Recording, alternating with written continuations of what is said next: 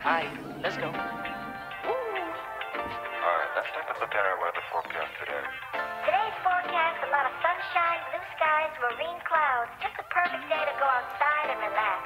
That's your forecast. We'll be right back. Yeah, sunny days, sunny days, sunny days. No clouds in the sky, about to get away. Feels like it's been a freaking decade. Sorry, don't call me cause I'm gonna be on break. Sunny day, make way. All the stress and doubt, yeah, not today. Feels like it's been a freaking decade. Sorry, don't call me cause I'm gonna be on break. Got the Tropicana, fresh cut sushi on a platter. Brandy, honey, it don't matter, shots till I drop. Gonna be 24/7, golden hour like a boss. And they say, yo, guess you got a 2 o'clock appointment for a champagne shot, whoa, yeah. Hey everyone, it is the end of the semester now, which means I only have around 2 weeks left for all of my final papers to be completed and turned in. So I wanted to take you all along with me as I finish up all my finals. To get you up to speed here, I have 4 final papers due. They are a paper on Heidegger and technology, my final Proust paper, social reproduction theory paper, and last one, and Plato Symposium. So this is my last week of classes before I'm completely done, and then next week I will have a full week of no classes and just working my papers. But of course I still have my actual work at the law firm, so I will still have other things to do, unfortunately, but that's okay. As of right now, I have I'm almost done. I just need the concluding paragraph on my Proust paper, and I've already done a presentation in that class for that paper, so I feel a lot I feel good about that one, I think. For my Heidegger paper, I'm at a good place. Ideally, I want to finish that one in the next 2 days and then get started on the other 2 papers. I'm most excited for my social reproduction theory paper because I think the topic is very exciting, and I think it might even be a paper that I eventually expand into my master's thesis, but we'll see how that paper actually goes first before I make any decisions on that. But for now, I have to go to class for Plato Symposium.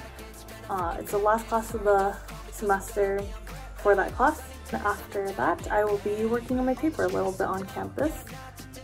So I'll talk to you all later.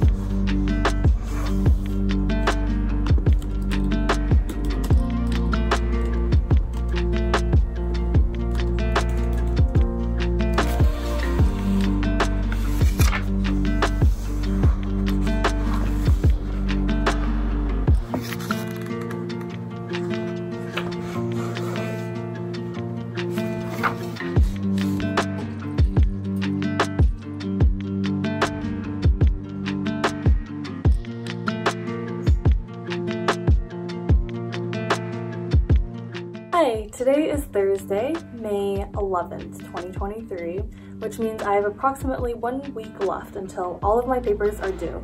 So I wanted to talk to you all a little bit about each of them and just give you an update on where I'm at. As I've said before, I have 4 papers to write, which is a lot, and all of them are kind of long too, which is not great for me, but yeah. So anyway, let me just get into them.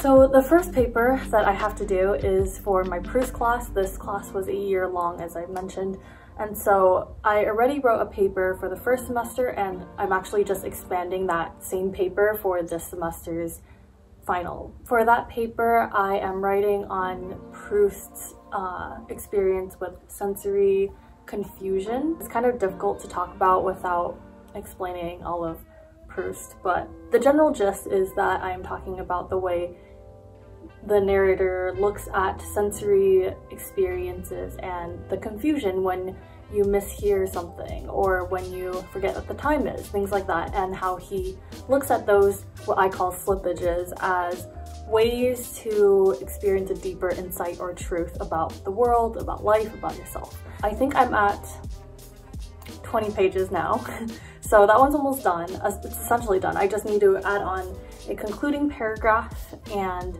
probably do a few rounds of edits, and then they'll be good, so I'm not too stressed about that one, and I also have some more time. The next paper, also I have my laptop right in front of me here, just kind of looking through my documents, but my second paper is for my Plato class. This is actually due next Friday, I believe. Yeah, on the 19th. And this is on Plato's Symposium. I'm writing about the symposium and law, or nomos, comparing that to the conception of nature within the symposium specifically, so talking about eros and nomos. The next paper I have is on Heidegger and technology. This is actually a paper for a class I took last semester, but I'm retroactively writing my final for it so that it counts for more credits, essentially. And so in this one, I'm writing about Heidegger's conception of the question concerning technology and the thing, which is another article or essay that he wrote, but I'm analyzing social media through that lens, and I'm still trying to figure out if I want to actually talk more specifically about social media activism or if I want to keep it broad to social media. And part of me wants to even just like scrap that idea completely because I'm finding it kind of difficult to do so without misinterpreting Heidegger. And my professor, he's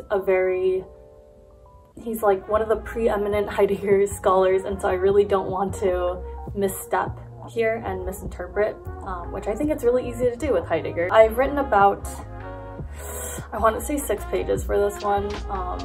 I wrote a lot of it actually the other night, a few days ago when I couldn't sleep. I was just typing it out on my phone because that's actually something that one of my friends does. She kind of does a rough brain vomit draft on her phone sometimes, and it actually worked decently well.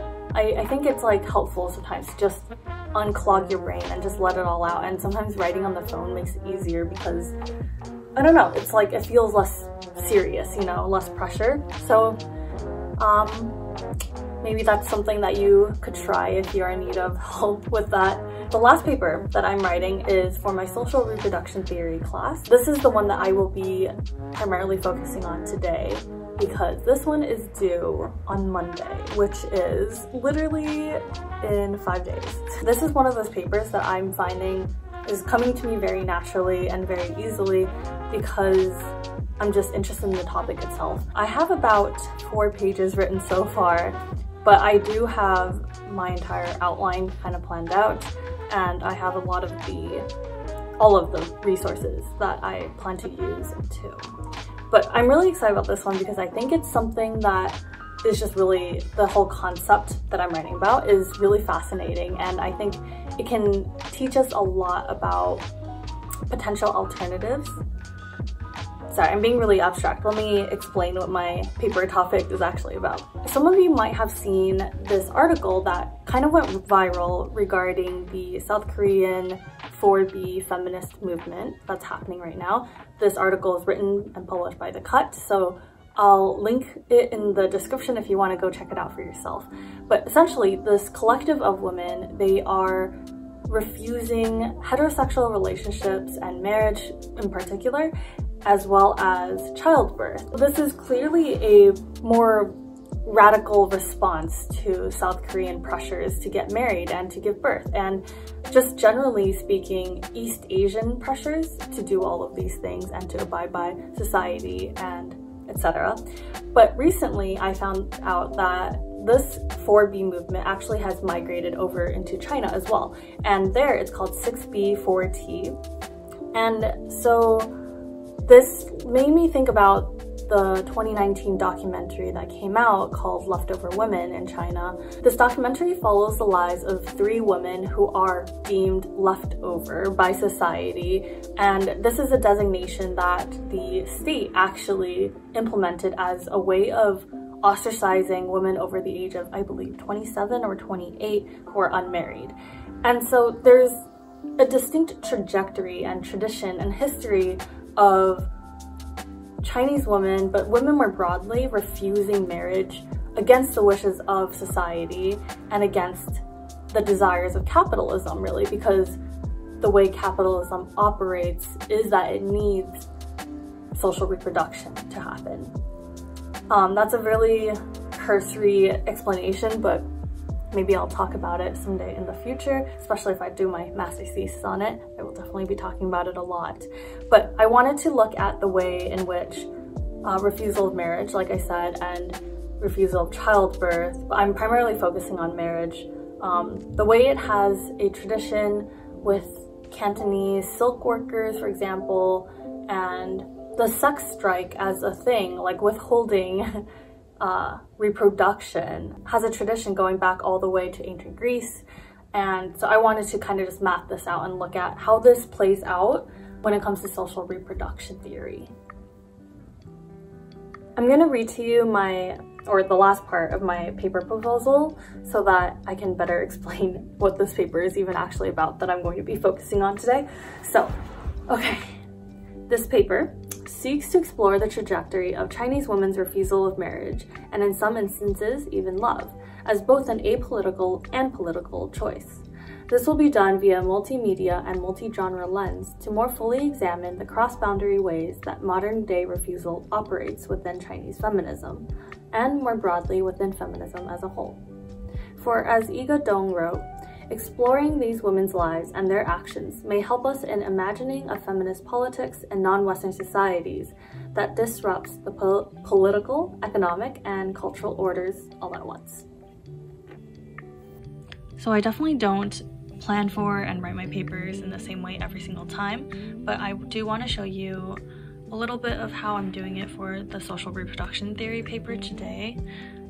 So I had to write a paper proposal for this class, so this is what it looks like. It's just 1 page, and then the blue are my professor's comments, and then I included the resources over here and also the questions that I have for my professor. And then I kind of just jumped into the paper this time around, and I gave it a little working title, which I'll probably change later on, but this is largely from my proposal. I just copy pasted it, and then I do little bits of like fragments of things I want to add. And yeah, I wrote a mini outline essentially for this here, but I'm just filling it in as I think of things, and I'm kind of jumping around when it comes to what I'm writing in any particular moment. But so to just give you a little look at this, I wrote about the historical context a little bit, but I'm starting this paper with the contemporary context.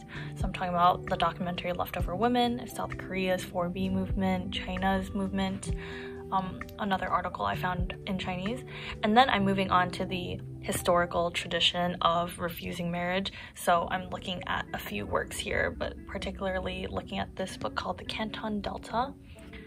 And then I'm moving on to the broader context, so looking at women's withdrawal, not just in China, but elsewhere as well, and the way that theorists have looked at types of women's withdrawal from social reproduction labor as a utopianism, an alternative future beyond capitalism.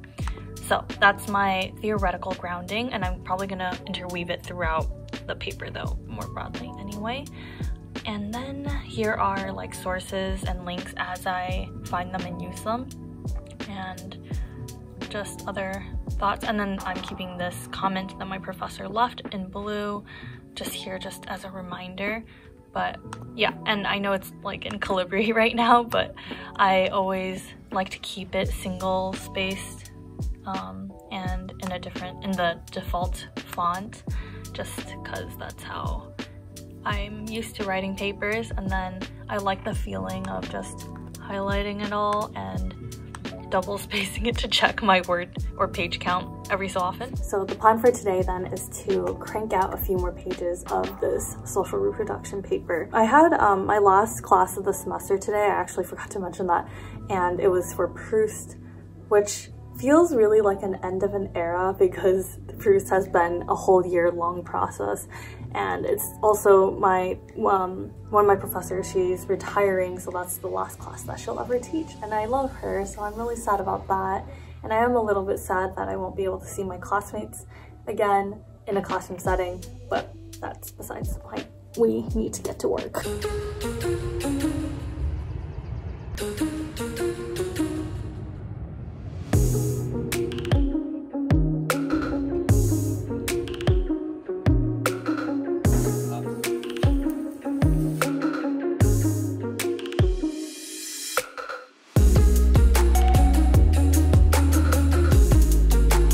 Good afternoon, everyone. It is Sunday, which means I have one day exactly before my paper is due. So let's get this thing done. I have to write about 5 more pages, and then, oh, that's my coffee.